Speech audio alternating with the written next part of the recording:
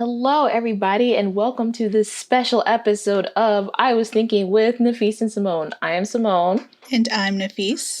Today, we're talking about my pride and joys, BTS. Aww. And their new album that came out.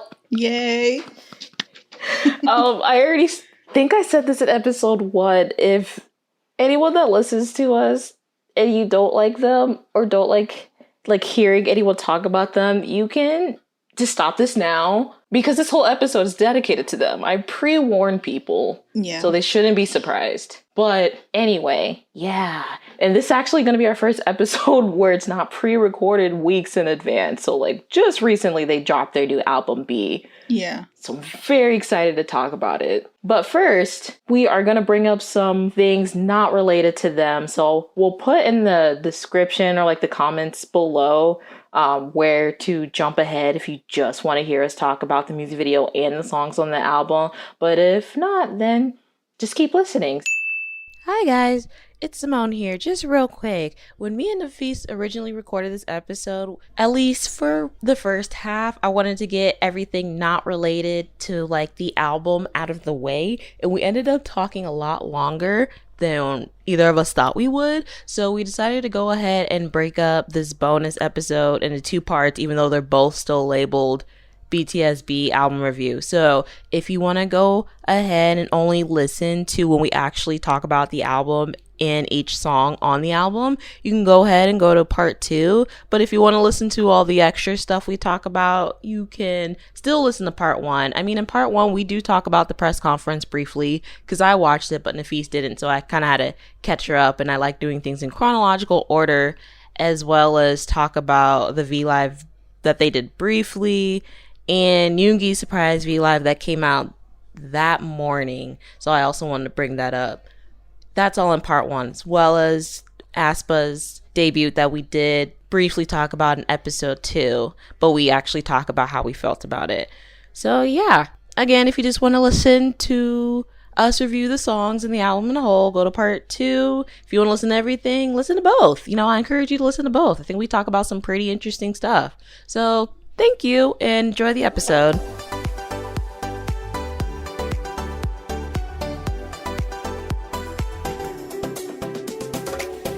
Before we get started, Nafees, how are you doing?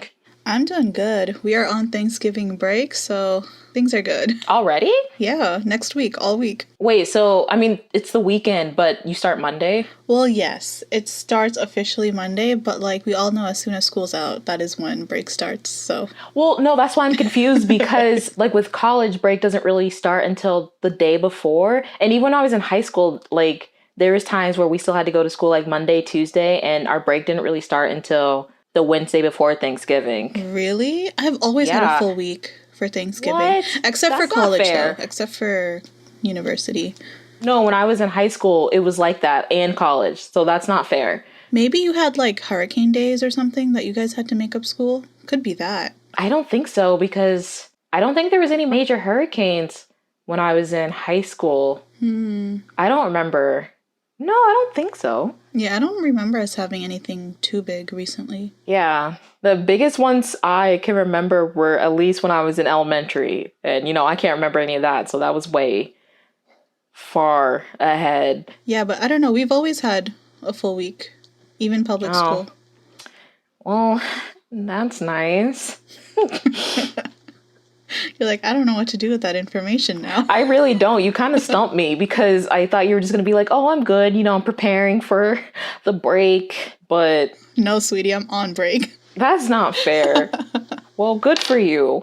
Thank you. You're welcome. And all the kids that you teach that have a week off. It's not it really affects you don't much sound because happy we're still about that.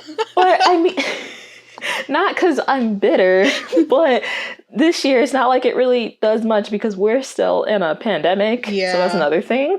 But it's really only a break. No, I guess it's a break for everybody. I was just going to say the launch ed students, the one who are going to school from home. Mm-hmm. It technically wouldn't be a break, but it would be at the same time because they wouldn't have school to worry about. But they're still at home. So it's in between.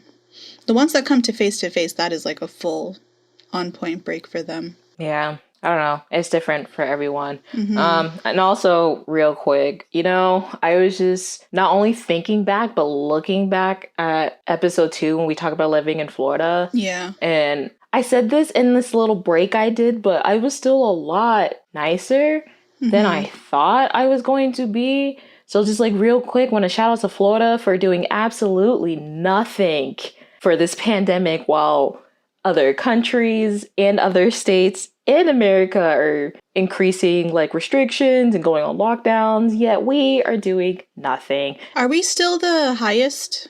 I think we are, right? Yeah, I think we're like the 3rd state for the highest cases. I think California and Texas are number like 1 and 2 because they've reached over 1 million. Oh, really? Yeah. Wow. The state of California and the state of Texas are over 1 million. I think Florida is just right under there. So we might be close to hitting 1 million. Who knows? We might hit it soon. No, because I do remember at one point we were the number 1 place with cases in the entire world. Yeah, we weren't when it first started. Yeah. And that's why, like, at the beginning when the basketball teams were coming down to play, like, at Disney and stuff, because, we barely had any cases. And then we started rising in cases to where we became number 1. But apparently, like, our governor still thinks we're back where there's barely any cases. Yeah. So it's just kind of like a free-for-all. And then, like, there's counties, like, the mayors are trying to put restrictions or, like, mandatory mask mandates. But because the Florida, like, the state itself isn't doing anything, they can't enforce those laws. Or not laws, but just those restrictions.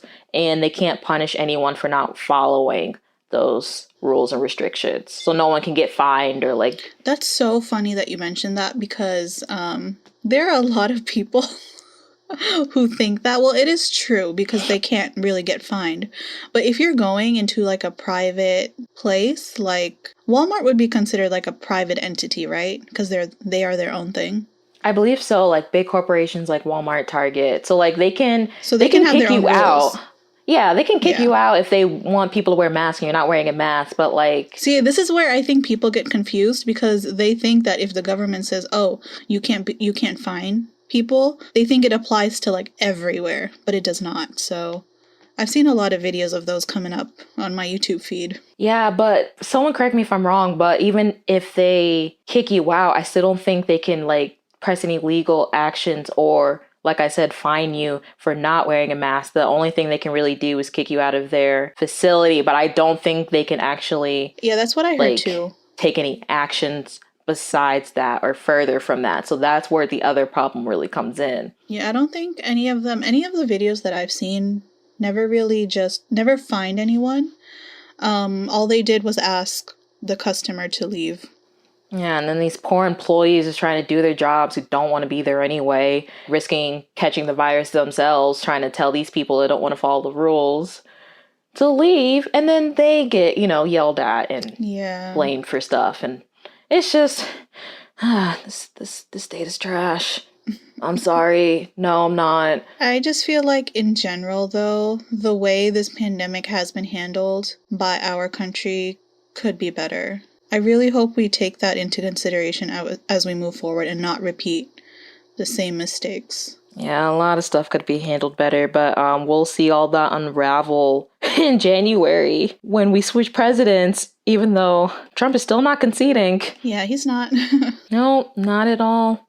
Let's move away from the politics before we get deeper. Yeah. Let's move on. Okay.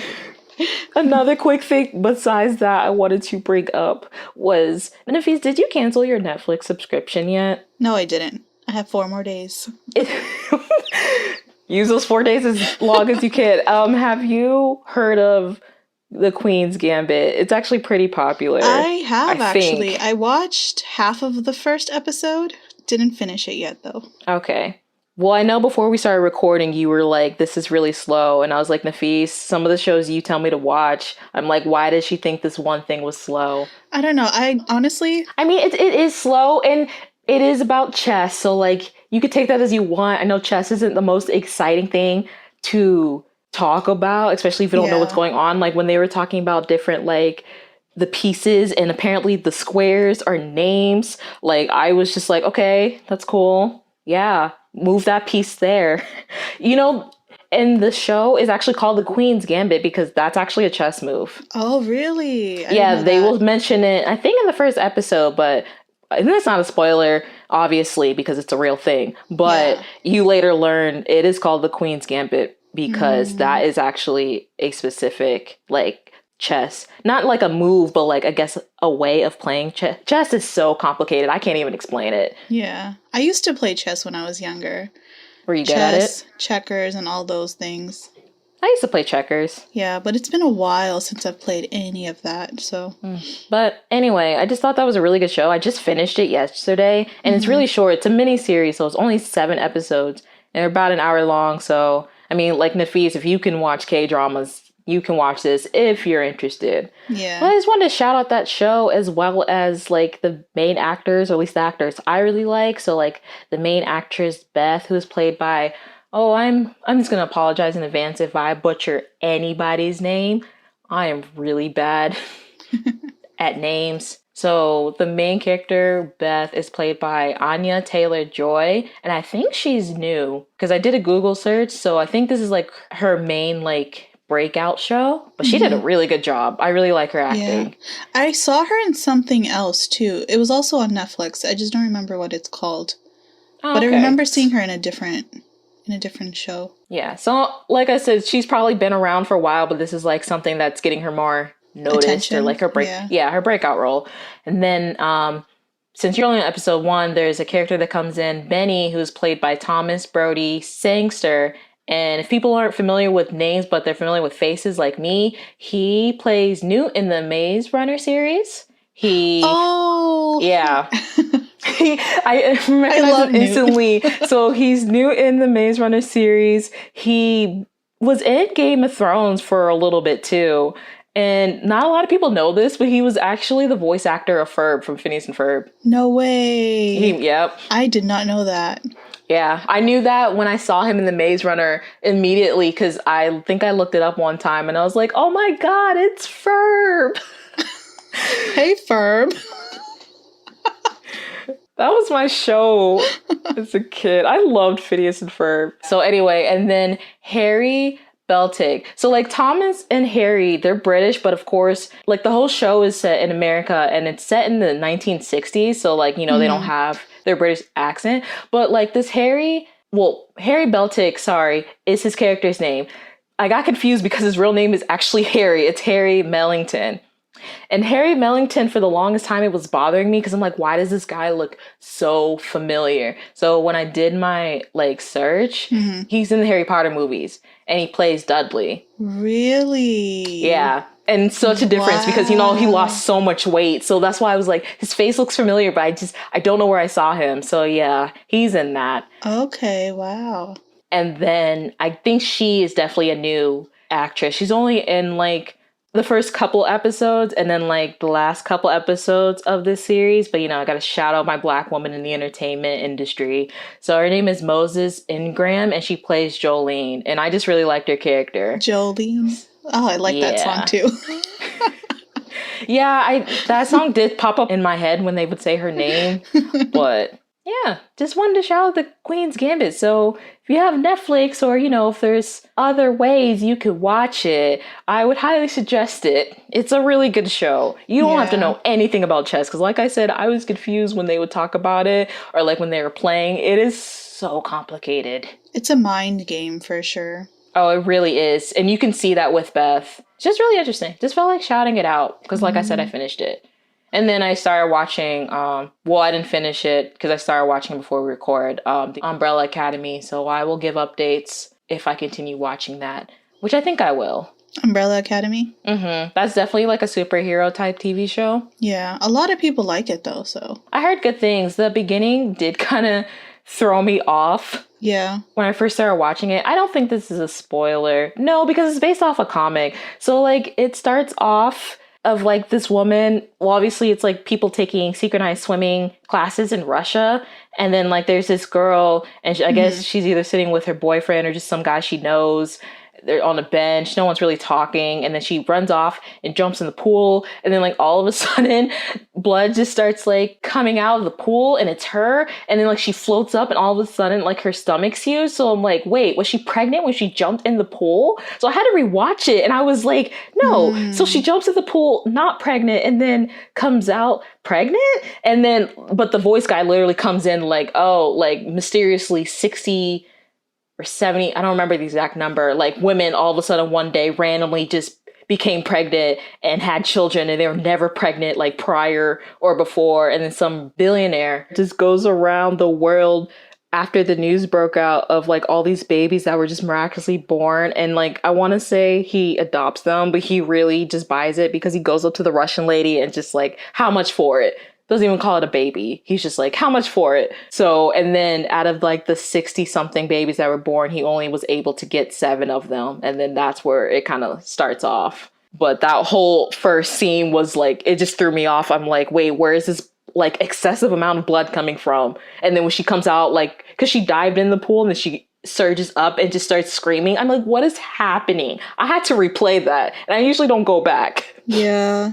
But when the announcer came on, I'm like, okay, that makes more sense, because I was highly confused and about to turn this off. But I also like weird stuff. So let's be honest, I was going to keep watching it. How many seasons is it? I think the second season did drop like beginning of this year. I prefer to watch shows when all of the seasons are out, just because like I know there's an end. I want to say you never know when there's going to be another season, because surprisingly, there's this Korean drama I watched a while ago on Netflix. The one called Voice. I don't remember if I told you about this or not. Oh, they have a season 2 out now for that. Yeah, I saw that. I was like, wait, I didn't know they made a second season.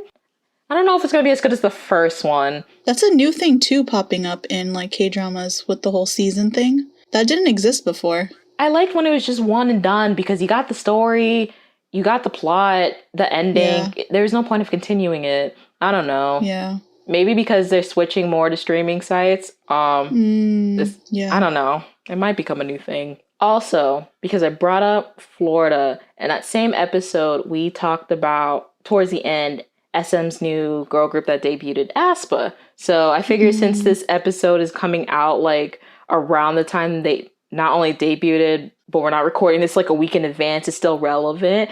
We watched it because when that episode dropped, was their debut. So what did you think of it? What did you think of the music video, the song, and like, I also think I sent you a live stage, but there was another live stage I just watched this morning that I didn't send you, but the stuff I did send you, what did you think of it, Nafees? So for like their actual music video, I really liked it. Yeah. It was as virtually animated as they said they were, but I think I would have liked to see more of their avatars. Yeah, they were pushing it so hard, and I don't know, now that they weren't in that music video, is this going to be something that's more for promotional use, or are their avatars still going to be incorporated with the actual music and themes? I don't know. That's a good question. I don't know But they either. did show up, though, when they did the live performance, like in the beginning bit. Yes, and in the actual music video themselves, only 2 of them were in it, which was Karina's and I think Winter's. Yeah. I only saw 2 of them. All of them could have probably been in it, I just missed it, but I watched the video like 3 times.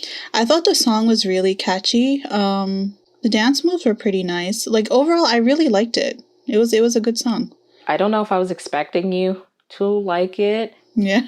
Why? No, I mean, I didn't dislike it. Like you said, the music video itself, you can tell they spent money. Yeah. There was a high budget for that. So it was really nice. And like, for some reason, I just found out SM Entertainment, like that company is really big on like trying to be very futuristic and like technological based. So I can tell they're trying to incorporate that more. Yeah. So like visually, it was really good. The song wasn't bad. And like the more I listen to it, it's a little catchy. There is one part where I'm not going to sing it because I'm not the best singer, but like, I guess their pitches were just really high. That kind of was like hurting my ears a little bit. Not saying they're bad singers. I can agree with that. It was kind of, I feel like all their voices were like taking a pitch higher. Yeah, like they manually pitch them up higher, because that's why there's certain ITZY songs I don't like, because the pitch is just really high. Like I already have pretty sensitive hearing, so anything too high pitched, like I just automatically don't like. Yeah. But not to say they're like bad singers or anything. I actually prefer their live performance over their voice in the music video, just because it's more natural. Yeah, the live performance was a little bit better. The choreography was really cool. I like the part where the chorus starts, like, and then they drop to the floor and then like kind of sway and do this leg thing. I like it in the live performance, the second one I saw, but in the music video and the one I sent you, for that part, they're trying to do this weird, like, or not weird, but this new angle trick with the camera, and just the way they kind of angle the camera during that part, like I feel like it's a little too close, like to whoever's up in the middle of the front of the choreography, like their upskirt, which I found really disturbing, a little inappropriate.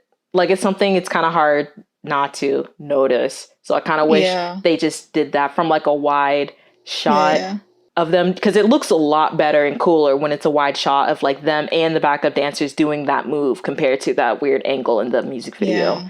That's really my main criticism. But I mean, they just debuted. I'll keep up with them for sure. I feel like they have a strong future, and like this music video already is doing really good. So they're definitely... Yeah, I was just gonna say they had a really strong debut. Yeah, they're definitely trying to be in that competition. A lot of people are complaining and trying to compete more with like ITZY and Blackpink, which I can see. Yeah. Especially with the like girl crush type concept, which I mean, it's becoming more popular in general, but still. Yeah, like I remember reading in one of the comments, someone was like, I repeat, they are not Blackpink. I repeat, they are not Blackpink. I found that so funny. I'm like, wow. But you know, it's natural though to compare them to that, because they are also a 4-girl group. Like a 4-member group. Exactly. So it's only natural for that comparison to come about. Yeah, we'll see so far. I usually don't pick favorites, but for right now, I really like the one girl. I think her name is Ning Ning. She really stood out to me. I can kind of tell they were, at least in the music video, really pushing for Karina. You know, honestly, in the actual video, I couldn't tell their voices apart. I couldn't either. Because it was all just like at one... They all sounded the same.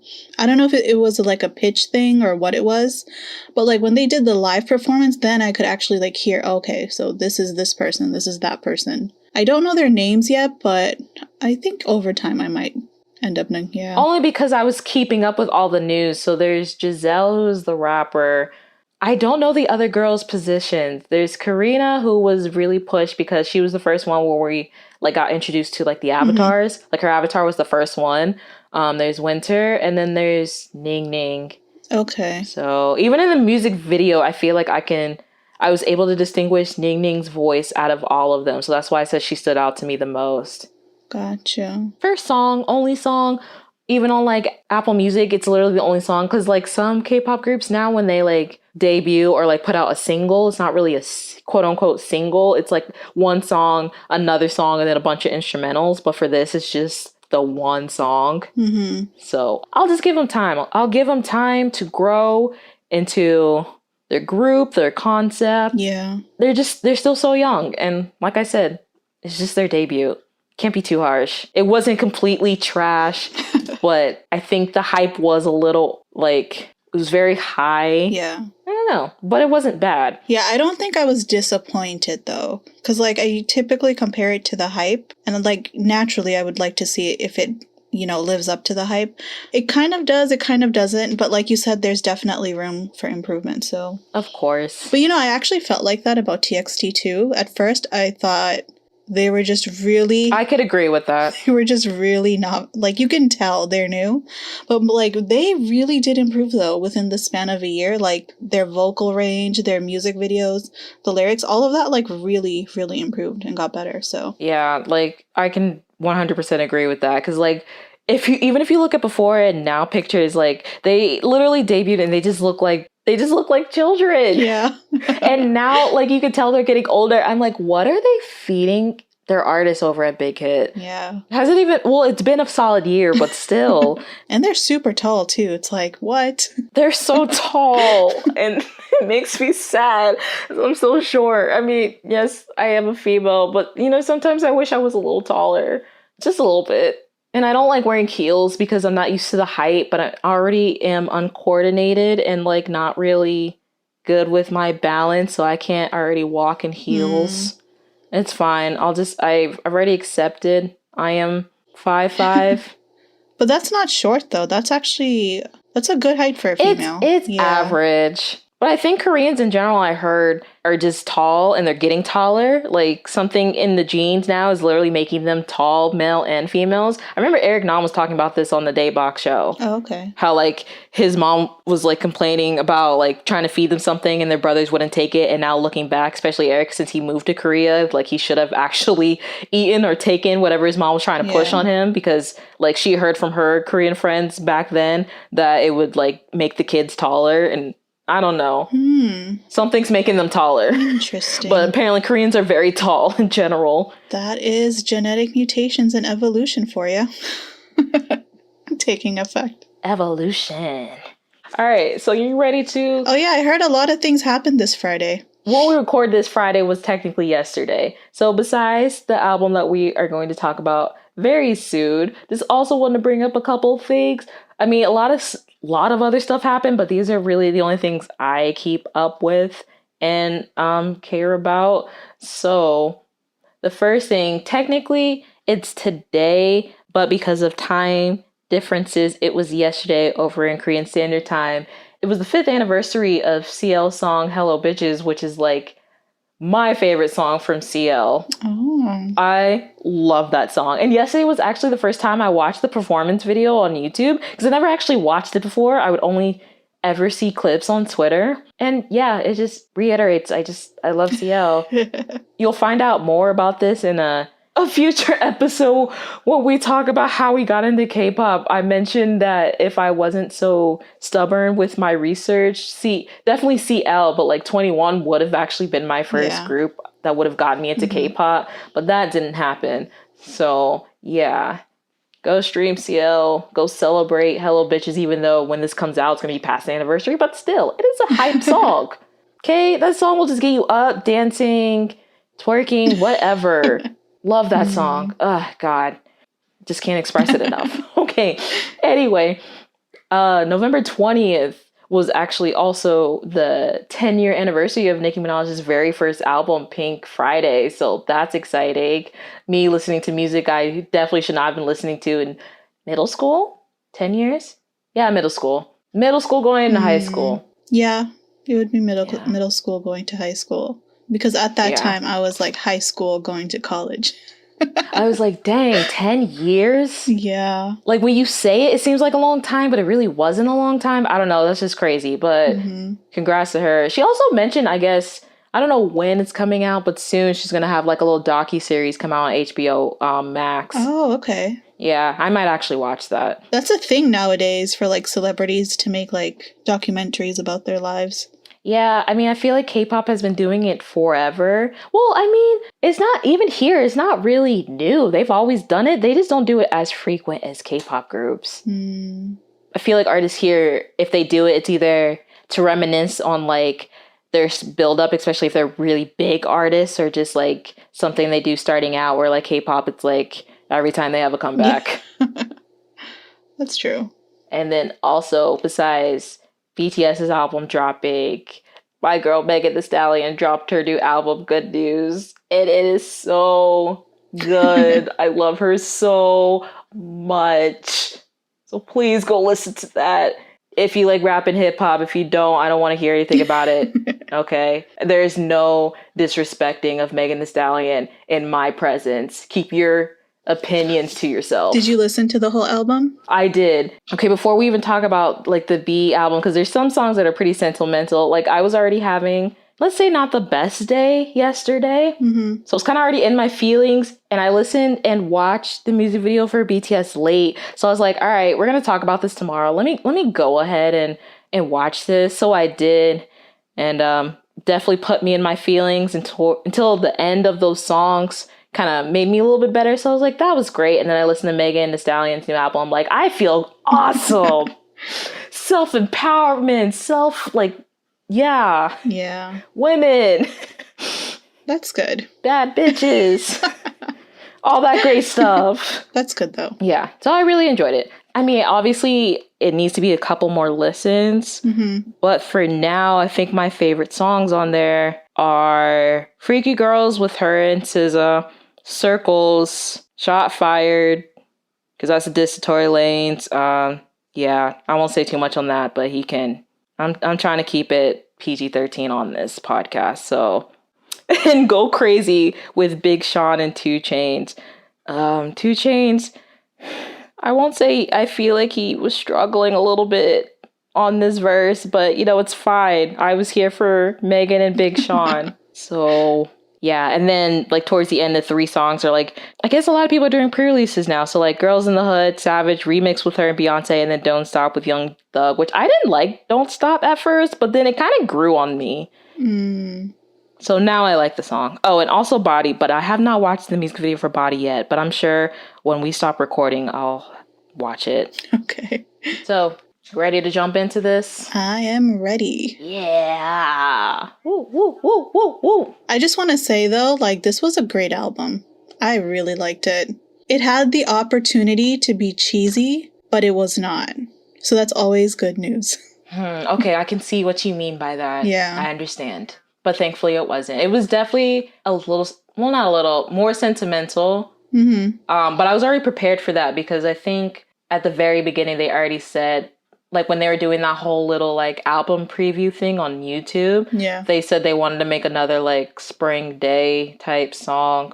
I feel like the title track was a little bit more like I know nothing about music, so I can't talk about like the instrumentals and all that, but I think it was a little bit more upbeat than Spring Day. In my opinion. This one, I don't think this one was upbeat. I think it was very like calm and hopeful at the same time. Like it had that positive energy in it, but it wasn't like Spring Day where the beats and the instrumentals were positive but the lyrics were like really heavy and like deep. This was too. I mean, these lyrics were heavy too, but it was more heavy on the positive side. No, this was too, but it had a much more calmer vibe. Like, okay, we can get out of this. Like, you will be okay. Life will go on type thing. Yeah. Which, I mean, fits the title. It does. I mean, this is where we're technically going to start talking about, like, BTS, the songs, and the album. But, like, before we get into the actual songs, I don't know why I'm like this, but I just felt like we need to go in chronological order. So I'm going to start. I watched the press conference. I did not. So you're going to have to tell me what happened. That's fine. I mean, there's not much. I'm a terrible note taker. So okay. I didn't take the best notes, so it won't be that long. And the point of taking the notes was for them, like, their own explanation of the songs. And like when that actually started happening, everything was kind of, I don't know. Sometimes I'm like in the middle of typing, but like my hands aren't as fast as like my brain from like my listening comprehension. So I was just getting lost everywhere. And like I threw my phone against the bed. I'm like, I'm done. I can't. Oh, you were doing it from your phone, not like a computer. So I was watching the press conference on my iPad and I was taking notes on my phone. Oh, okay. Yeah. And like in retrospect, even before I called you, like, it's on YouTube now, so if you want to go back and rewatch it, you can. I just didn't feel like going back and rewatching it because we're going to try to talk more about the song. So if you want to hear their stuff, you can. And there's 2 versions of the press conference. So there was one fully in Korean, and then the second one was in English, but instead of having like captions, it had actual live translators. I don't know if the new one that they re-uploaded will have both. You can see, but like so like them themselves, from the announcer to the guys themselves, when they were speaking, the audio was a little bit quieter, and then you would mostly hear the announcer literally translating as they were speaking. So sometimes the translators were stumbling, but that's just because they were trying to keep up. But I mean, props and like shout outs to them, because I feel like that's so hard to do. I'm already complaining how I could barely take notes. Yeah. And they have to sit there and live translate what someone else is saying. I know. That's a cool job. And I also feel like it's hard, but it's but like, it's very impressive. Yeah. definitely pressure is there. Yeah, you should know that, because do you do that a lot, like with your family, or no? I do. Yeah, I do translate. Well, I also give my shout outs and props to you, because I feel like I can understand the pressure that comes to that. Even me just trying to learn another language, like I don't want to say it because I'm not that confident. Yeah, so for sure. But what did they talk about in the press conference? So, well, first, like when it first started, I wrote down my notes. I like wrote down notes like while we were waiting. So at first I was like, wow, this press conference is happening live and in front of actual people with social distancing. Must be nice. Was it? I mean, it looked nice. Oh, okay. I was just saying compared to like here. Oh, you mean like social distancing what? Yeah, so like they were able to hold the press conference with an audience without an empty, like, well, not really audience for like reporters, but still. They're able to physically be there. Yeah. And not just them in an empty room because of social distancing. Yeah. Which we struggle with over here. And then I said, of course, they're playing Dynamite while they're entering. So cute. And then all caps, OMG, they all look so good. But they did. Yeah. They looked so good. Ugh. And then also with all caps, I miss Min Yoongi, but I know he's healing and resting well. Yeah. I'm really glad he took the decision, honestly, to just focus on himself. But I wish he had done that earlier, though, not until it got to the point where he had to do it. I know, but their schedule's so packed, and, like, I know how they are with trying not to disappoint their fans. Yeah. So, like, he pushed it off as much as he could, and, like, he even said himself, which I'll bring up in a moment, how there were certain doctors, I guess, telling him that it's fine, but it can also be looked in different perspectives because the type of job he is doing, you know, he is moving around more than instead of like sitting down, like if he had just like a regular office job and stuff like that. So that's probably why it was causing it worse. But I am glad he also got it and that he's doing well. Honestly, it's so crazy to me how like they're able to perform with all these injuries. Like me personally, I'm such a big wimp. Like I can't handle pain. I really cannot. You cannot handle being a K-pop so idol then. If they're doing this for like hours on end, like because they have to practice and then they perform. They trained for this before, you know, they even debuted. So, and they know the risks they're taking because like even stuff here, like just dancing and like athletic type jobs are just weighing on your body. Yeah. So it's going to take a bigger toll. And then like for them over there, just all K-pop groups, you know, they're singing. So like they have to make sure they're like in control of their breathing and not like breathing hard into the mic while also doing this like crazy choreography, which looks cool. But at the same time, you're like, oh. Yeah, I remember they had this one choreography for, I think it was, oh my God, I'm going to butcher the name. From their last album. Dionysus? Yeah. Macy had to tell me 1,000 times how to say that. Yeah, and they ended up changing that choreography because I kept watching them like, oh my God, like, please stop. Yeah, I was terrified like for their It was knees. a great move, but like I can see that affecting their joints at some point. Yeah, they definitely changed that choreography to where they're not like actually falling to the ground like that. So I was really happy about that. Mm-hmm. But yeah, I mean, it's a press conference for an album. So of course, to get back on topic, they were mostly talking about, you know, the album making progress. This one was different because they said they all had like their own roles in it. So like, did anyone ask any controversial questions? You know what? I'm going to be honest. I don't actually remember. Because I know their last press conference, people were bold and they asked questions.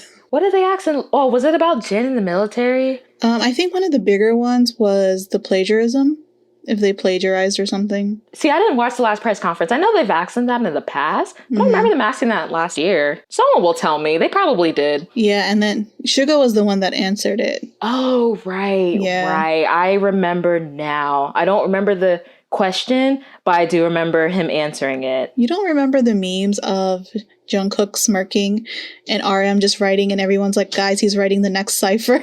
Listen, how could I forget that? I see so many memes every single day. It's hard to remember which is which and to keep up.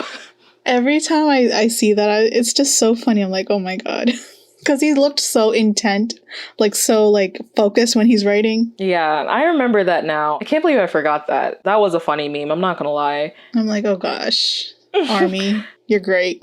Anyway, back to the press conference. So yeah, short and brief. Well, not. It was about like 45 minutes. Oh, that's not bad.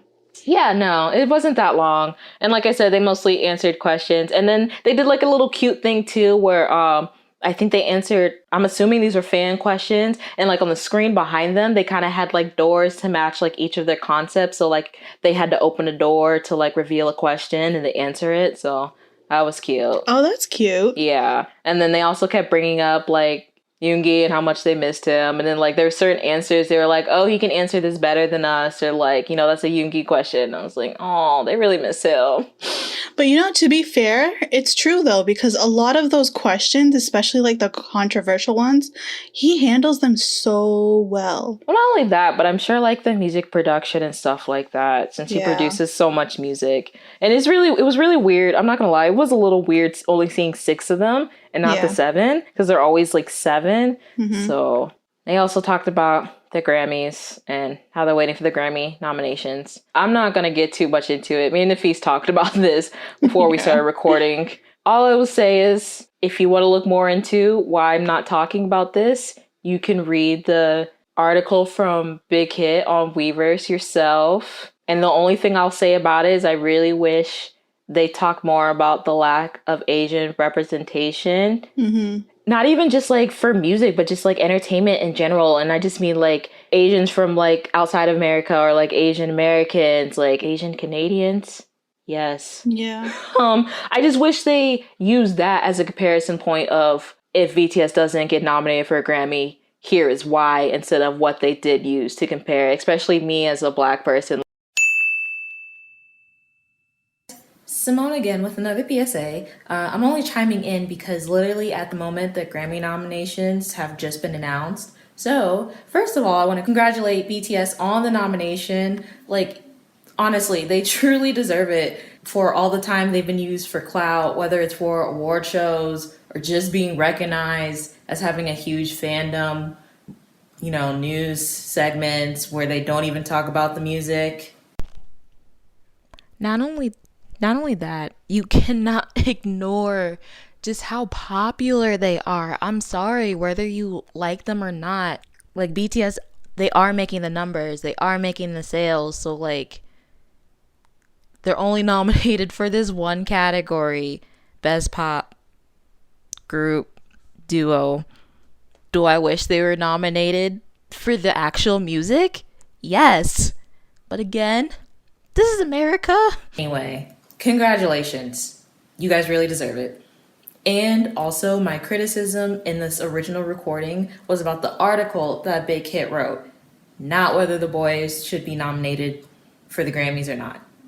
But with all that being said, that still doesn't change my mind how I feel about award shows, especially American award shows.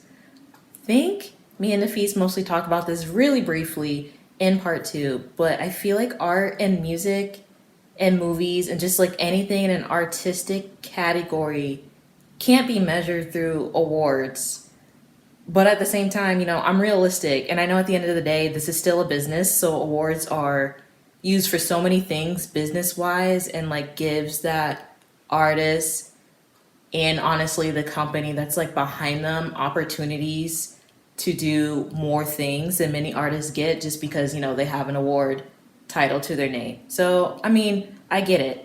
I keep saying this, but I really feel like there's just so much creation in this world, so much to consume, and a small portion of that can't be measured through awards.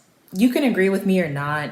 That's just how I feel. And honestly, I'll never really care about American award shows until they actually be more fair in these categories and have a wide range and diverse opportunity for people of color, whether it's in this country or hopefully more outside this country. I mean, why do we keep putting categories like Latin music in their own subsections and not putting them into main topics, especially if they really make a big impact? Like, I'm thinking back when like Despacito was very, you know, it was making its rounds on the radio and everything, and then like this opportunity with BTS.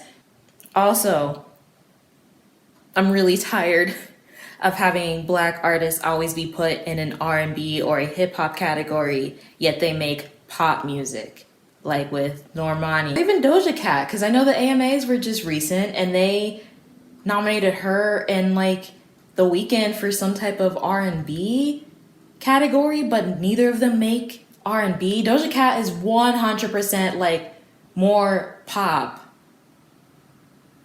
Anyway, it's just, yeah, it's just annoying. Like I need them to stop making these weird sub hip hop and R&B categories just to put black people in. Anyway, I really only just came on here to say congratulations. I would have still been a fan and listening to their music, whether they were nominated or not, and whether they win or not, because I still think people should just like what they want. Also, I'm rooting for all my black people and black women that were nominated, including Megan Thee Stallion, Beyonce for everything that was like Black is King, and Chloe and Halle. So I'm really just rooting for BTS and everybody black. Okay, thank you, and on with the episode. Like at first, when it came out, I didn't understand why everyone was mad. And I also read this at like 4 o'clock in the morning, so I was still waking up and I skimmed through it. But when I reread it, I'm like, oh no, this is bad. Like, yeah, this is bad. A lot of the points they were trying to make did not hit the way they thought it would. Mm-hmm. And this just also brings up, I'm also going to say this real quick, just because I'm really into something, I really like it, I'm not one of those people to like ignore the bad side. I feel like me and Nafees either said this before or we'll keep saying this. We are both the type of people that are very realistic. So as much as we enjoy something, we also look at it from like a real and critical point. So like even with BTS, if there's something that comes up, depending how much I want to talk about it and it is a little like critical, I'm not going to hold back on my feelings, whether they're good or bad. Mm-hmm. So I'm just putting that out now for future episodes. So, but that article was not it. Big hit. It also goes into my thing where I think I talked about this a little bit in one of our episodes when I brought up that one song from this group I like, DKB. If these companies really want to start breaking out internationally, I really need them to not only hire people that know like the language, but to know the cultures that these K-pop groups are trying to experiment with, whether it's musically, concept-wise, in general. Obviously, that's going to mean they're going to have to care and like they're going to start having to lose money because they don't change their way. So until that happens, I feel like I'm screaming into the void, but... And also the timing of things. Like not knowing the culture is important too, but you have to know the timing of it too. Like for example, like this whole year with the whole BLM thing and like all these other companies and stuff some try to address it, some completely ignore it. So I just feel like if you want to break into like in America, for example, you have to know what's going on here, like you said. And it's not like they don't. But not to the degree that they should know, I think. No. Because this is a business. You are trying to make a profit, so... Everything's getting so, like, smaller because of the internet. It's kind of hard not to. But at the same time, I feel like this is more towards, like, company things. Yeah. It's like basic marketing to know that if you are going to branch out of your target audience to get a bigger audience, you need to learn about the new audience you're targeting. Like... I know when I was like in school, like I don't remember what classes was, but just like an example is like, even though this doesn't have to do with entertainment, like McDonald's, like when they were breaking out to the Asian countries at first, the food wasn't selling well because, they had to change their ingredients to match the ingredients for the different places that they were selling. Like, yes, it's still like a Big Mac, but the ingredients are just different for what they are used to eating and like add different stuff to the menu that they're used to eating that you probably wouldn't find like here. So it's stuff like that where, I don't know, K-pop itself is just like this weird bubble where like even globally, I'm not saying it doesn't matter. Trust me, I see, and I'm on the spectrum. I feel like a lot of the stuff, especially the controversial stuff, it matters, but we are not, the people that it's offending are not, I don't know how to say this because I'm like, well, I can't say they're not the main audience because they technically are outside of Korea. I don't know. It's just, I don't know. Something really, honestly, I feel like something really, really dramatic is going to happen for it to change.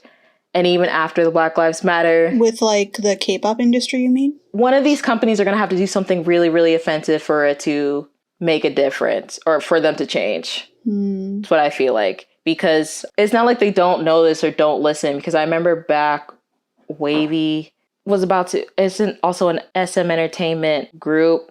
You know Wavy, Nafees? It's part of NCT. Yeah. But it's their China line. They had some type of button that I think was really offensive. Oh my God. I'm really upset. I don't remember. Was it offensive to Japan or Thailand? Someone please tell me which one it is so I'm not spreading misinformation. But they were really quick to like apologize and like take those videos or take those pictures down and change everything, which even delayed their comeback. So they obviously have the power to do it. It's a certain stuff apparently they just don't care enough about, which is really annoying. Obviously, I'm still here for the music. I wouldn't talk about this if I didn't care. So, but anyway, we are back to talking about the BTS B album. Sorry, I had to get that off my chest, but it needed to be said. It's all good. Yeah, don't be surprised if stuff like that happens in future episodes. But anyway, back to the album. So after the press release, and then I also forgot to mention, the only reason I was able to watch it because the press release came out 9 p.m. our time, and it was 11 a.m. Korean Standard Time, because the album itself dropped midnight here, like in America, Eastern Standard Time, but it dropped at like 2 p.m. over Korean Standard Time. Oh, okay. Yeah, so I guess to compete, maybe, I don't know if this is like a new thing to try to compete with the American market now, to drop stuff like midnight our time instead of midnight like Korean time, or like, what's the time they usually drop stuff? I think like sometimes they do like 6:30 Korean Standard Time. But yeah, so they released a little YouTube. I say YouTube Live, but obviously this was pre-recorded and it is back on there because I'm gonna be honest, I did not watch this when it came out. I went to bed. Yeah. I like my sleep. I'm like, I will catch this in the morning. They will re-upload this. I'm not missing anything. Yeah. So I watched it this morning. It was really cute. It was like the guys, and they did like cute little interviews, and like, so what they did is like one of them would have a camera interview one member, and then when that member was done being interviewed, he would take the camera and go interview the next member. So the order it went in was like J-Hope was first, and he interviewed V/Taeyong, and then V, when he was done, interviewed Jimin. Jimin did RM/Namjoon. Namjoon did Jungkook, which real quick, I have to talk about this because I felt really exposed. Because when the camera showed Jungkook, the first thing that popped in my head was like, wow, he looks really good with long hair. And the little interview, they asked them like 3 questions. And of course, one of the questions was like, so I heard from our fans, they really say you look good with long hair and short hair. And I'm like, wow, I just got exposed. It's like he read your thoughts. Literally read my thoughts, because that was literally the first thing when they showed him. I was like, dang, he looks good with long hair. And I was like, no, it's fine though, but it's true. Yeah. I am team long hair Jungkook. Scissors, please stay away. Yeah, I like his long hair too. It really suits him. Okay, and then Jungkook did Jin, and Jin is so funny. So like when Jungkook was like, I'm going to ask you 3 questions. He's like, can you make it 2? He's like, no. But then he ended up asking him like 5 questions. No one could say no to Jungkook. Yeah. In that group. What did he ask him? I don't remember. I know one was like something about him always calling himself worldwide handsome. And then he was like, that's always a joke I just do. And just making jokes out of that. And then he asked him about gaming. And he was like, I don't game as much as I used to. I mostly just sleep, which I don't blame you, Jin. Sleep is important. I love my sleep. I enjoy sleep too. I enjoy my sleep. I'm not one of those people that can do like all-nighters or stay up all night. I also just wake up extremely early. So that's another thing too. Like I'm up at least between 4:30 and 6. It's my average time of waking up. Wow, that is early. Yeah, and it's not like I get up and start doing stuff. I'm just awake, and I might just be on my phone until like the sun comes out. But I'm awake. I wake up around like 5-ish. Actually, I wake up around like the same time as you, like between 4:30 and 5-ish. But I don't actually get out of bed until like 5:15 or 5:30. Yeah.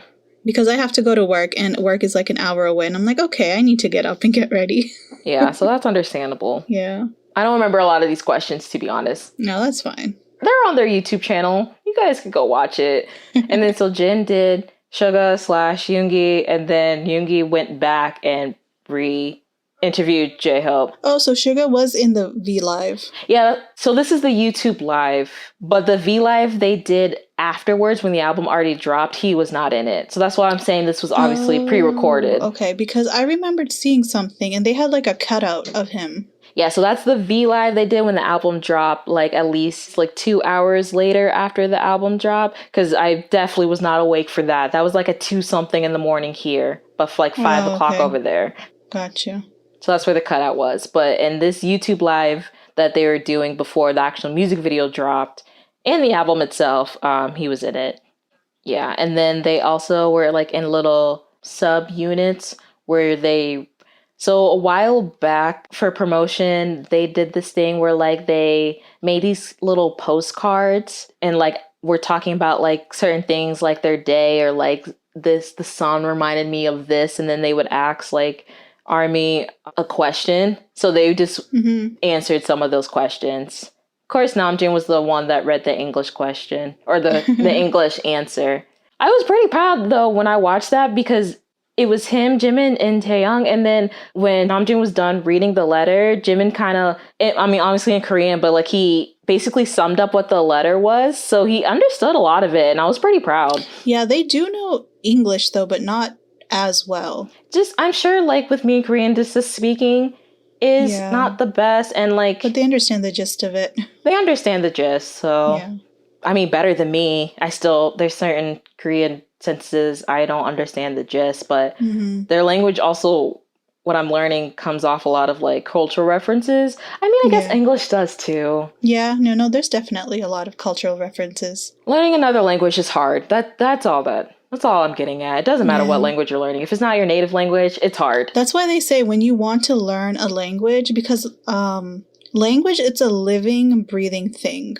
Right? Because it's constantly changing. It's constantly evolving. So if you want to learn another language, you have to get to know the culture and the people that speak that language. Because it wouldn't make sense. Because if you are trying to learn any language and you don't get to know the culture or the people, you're just learning the textbook version of it.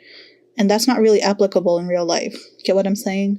Yeah, I never looked at it like that. And that makes a lot of sense why a lot of non-Black people mess up with AAVE. I don't know what that is. That's oh my God, I don't know the actual acronym. It's basically, you know how Black people have a specific way of talking, like with their slang and stuff like that. It's something we basically had to create on our own because, you know, the way the system is, certain areas, especially if they're predominantly Black, schooling is just like limited. So like there's certain words that we say is actually one thing, but the way we say it just sounds different, or just slang terms in general. Oh, okay. Yeah, it's called, let me get the actual thing. African American vernacular? Yes, vernacular English. God. or just Black English. It is actually a real thing. Black English, okay. Yes, and a lot of younger people for some reason are now considering it internet slang, which is not internet language. I need y'all to know this. What you're using as internet language or slang or whatever is Black English. Who do you think started stuff like swag and YOLO? Am I supposed to answer that, or was that a rhetorical question? It's both, but I need that to sink in for people, okay? Okay. So yes, that's what it is. So what Nafees was saying makes sense, and it's understandable if you look at it that way. Anyway, what were we talking about? The album. All right. Yes. Also, real quick, a lot of stuff happened. We're getting there, guys. I promise. Last night at midnight here, and then I think 2:00 over there, Yoongi actually did like a surprise live to reassure everyone that he is okay. So I have not watched it yet because on Vlive, which is the app I use to watch this stuff, isn't translated yet. But I went on Twitter because I follow a lot of like translating accounts. So I got the gist of basically what it's about. And then I picked out some tweets from this one I follow. Their @ is Haru with BTS. And they do a really good job at translating stuff, especially live. So I was just going to quickly like read off the things they talked about, or he talked about. Obviously, he was reassuring everyone that he's resting well. I did see some pictures, and he's like in a cast and sling. So I don't know what I was thinking. Like, yes, obviously he's in a cast and sling. He just had surgery. Yeah. I don't know what was going through my brain, why I was shocked when I first saw that. I'm like, duh, Simone. It's like, oh, you're actually resting. Like, okay. you were actually injured. Oh, God, I'm so dumb. Okay, anyway. So I guess even before that, I just picked out the highlights. I didn't pick out everything, so you guys can go watch it for yourself if you want. But he talked about, I guess, like just even before the surgery, he would get injections every 2 to 3 weeks. Aww. And people said it would get better through therapy. But, you know, obviously, as we know, it ended up with surgery. And he apparently was even getting injections like overseas during the overseas tours. Oh. So that just reiterates, I guess, how bad we just didn't know this was. Yeah. And then he also talked about like after 2 days of filming Dechitoire, which was for his mixtape back in May, and filming the Chill Song ad, which is like a soda brand that they're BTS's advertisers for or sponsors for over there right now. There's a certain period of time where he couldn't even hold like the bottle with his left arm because it hurt so much. And I think he also said that sometimes with like the mic, because he always holds his mic with his left hand. Aww. And of course, he said he didn't want to have the surgery, but just because the pain was taking a toll on him, like physically and mentally, so it really was getting that bad. And he also expressed that, you know, he wasn't going to be in his 20s forever, which is true. So I'm glad he's actually taking a break. Yeah. No, I'm glad he took it very seriously, because like injuries like that isn't a joke. Yeah. And then like, I guess he was telling some like funny, trying to be like, you know, lighthearted. So he told some stories how like, I guess like when he's in sick or in pain, he laughs a lot, which I can understand. Not in like sickness and pain, but when I'm nervous and especially in bad situations, I do have a tendency to like be really giddy. I can't explain it. I think it's just because I'm so uncomfortable. That's the only thing to make me comfortable. Yeah. So he just talked about like, I remember he did get his appendix taken out earlier in their career. And I don't remember if it was one of those cases where like it busted and he had to take it out, or it had to be. My grandpa had to get his taken out because it bursted, because that's a real thing that happens sometimes. So he was just talking about like how after that surgery and this surgery, when he was like, you know, obviously on the medication, he was just like laughing the whole time. So like laughing while they wheeled him into his room. Yeah. Obviously, he said, no matter what hospital you're at in this world, hospital food's not good. I've never had hospital food, so I can't attest to that. Also talk about like the sling was really hard. Like, so obviously putting on clothes was uncomfortable, wearing them, sleeping, getting it in and out of cars. Yeah. Again, I can't attest to that because I've never broken a bone in my body, so I've never had a cast before. Have you? I haven't broken a bone in my body, but like, I'm not sure if you remember this, but I used to come to work with my right hand like straight because I pinched a nerve. And because of that, like I had a lot of inflammation, so I couldn't even like move my arm. Dang. So I've been using my left hand for like 2 weeks. So I understand the pain that comes with trying to do everyday things. Oh, okay. With just like one part of your body. Yeah. I didn't know that. Yeah. It's difficult. Yeah. But like a little bit lighthearted stuff with that Vlive. He, you know, obviously kept reassuring everyone that he's resting well. So like, I believe him. He's going to be fine, guys. I think he said it. Recovery takes about like 2 months, but like even after those 2 months, I really hope he doesn't push himself. I honestly hope he takes like a good year off and then comes back. But that may be too long in like this industry though. Yeah, because that's pretty close to, I don't know when they have to go to the military. And like him and Jin, you know, they're pretty close to that age. Yeah. Because even that like little big hit release telling us about the surgery, they said he also did it because, you know, to prepare for his military service. So that would make sense too. Yeah.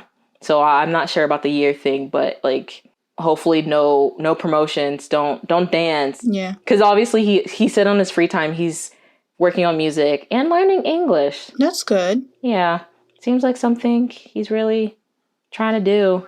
And he also compared his sling look like a bag for Holly, which is his dog. Aww. Which I thought was cute. Yeah. He has like a little, I think it's a miniature poodle. It looks like the exact same dog my grandma has. Holly's really cute. And fun fact, he said apparently this album that we are literally about to talk to finally soon was finished in July. What? Yeah. I'm not surprised. They're always doing people don't realize when they're not on camera, they're always doing something. They're always doing something, yeah. And I think, I don't know where Dynamite comes in, because I wonder if they did Dynamite before B or after, because I do know that they debated on putting Dynamite on this album, but they ended up doing it. In my opinion, I think it flows really nicely, so I like how it actually does end. Yeah. Because, that wasn't like an actual song I think they were going to do. So I wonder if Dynamite came after. I don't know. And it's okay if we don't know. I don't need to know everything. That's completely fine with me. I'm not one of those people that like pester into their personal lives. It's I'm like I must know this information. I cannot go to sleep.